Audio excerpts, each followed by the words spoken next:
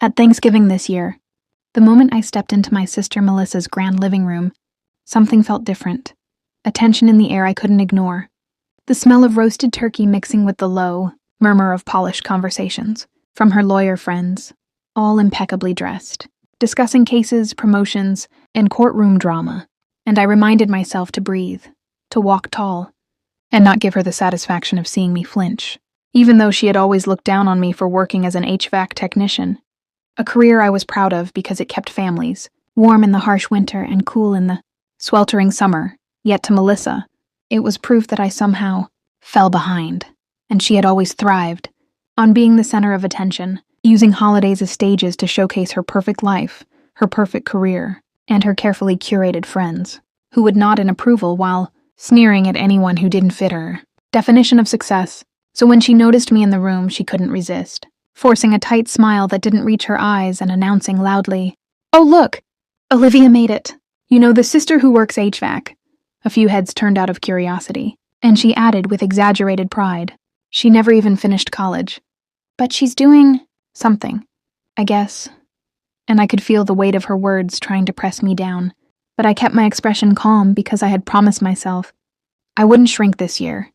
And she followed me toward the dining table, narrating to her guests about my less-than-impressive life, claiming I embarrassed her, and then, just as she was gaining her momentum, she commanded me to leave, her voice sharp and rehearsed, the kind that made it clear this wasn't about me.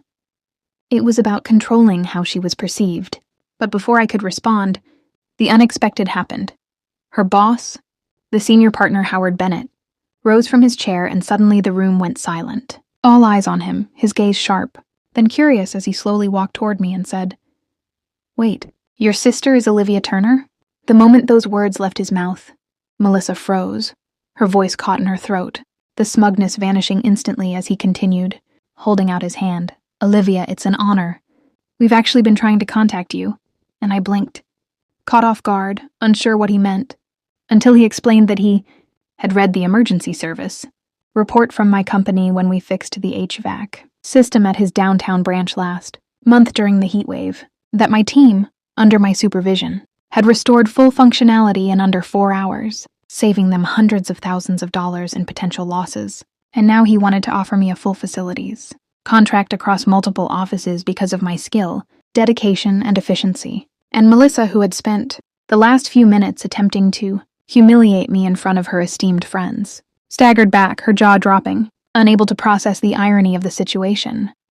Then he looked directly at her, eyebrows raised, and asked, "Why didn't you mention your sister is Olivia Turner?" The room was utterly silent.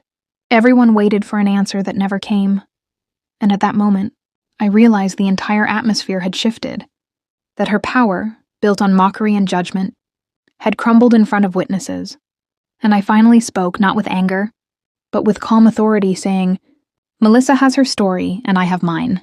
I've never needed people to choose one over the other," and the tension in the room intensified as Howard and her friends nodded in agreement, some expressing their respect openly, acknowledging the expertise and value I had brought to a real-world problem, one that no degree or polished resume could replace.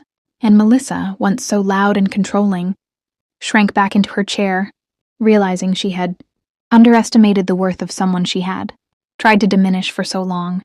And in that instant, the hook tightened for everyone present, because what they saw was not just a career triumph, but a lifelong lesson.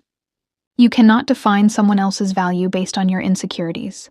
And the more she tried to assert her dominance, the clearer it became that her achievements meant nothing compared to the integrity, skill, and quiet confidence I carried every day. And as Howard shook my hand and reiterated his admiration, his firm's doors opening wide for my professional talents, I felt a surge of liberation, a validation that years of hard work and dedication, often overlooked and belittled, finally received the recognition it deserved. And I spoke again, turning slightly to the room and including everyone who witnessed this, saying, "Never let anyone make you feel lesser for following your path. Protect your milestones. Protect your peace. Never let someone else decide your worth."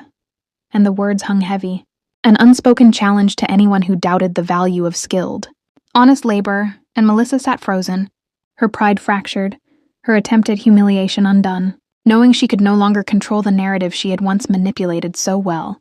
And as the dinner continued, people came up to me with newfound respect, shaking my hand, asking questions about my work, expressing genuine curiosity and admiration, while she remained silent, caught between embarrassment and realization. And as I stepped outside into the crisp November air, the feeling of freedom washed over me, a liberation born not from revenge but from living authentically, from proving without arrogance that success isn't always defined by degrees or office titles. And in that quiet, cold evening I smiled, knowing that Melissa had finally seen the truth she had tried so hard to suppress. That my life, my skills, and my choices carried value beyond her ability to measure, and that the ultimate revenge wasn't a shout, a fight, or an argument. It was the undeniable recognition of my worth, standing tall while her assumptions crumbled. And for anyone watching this story, take this to heart. Never shrink to make others feel comfortable. Never let someone else write your narrative, and always stand firm in the value of your own path, because when the truth comes out, it has a way of speaking louder than any insult, mockery, or judgment could ever hope to.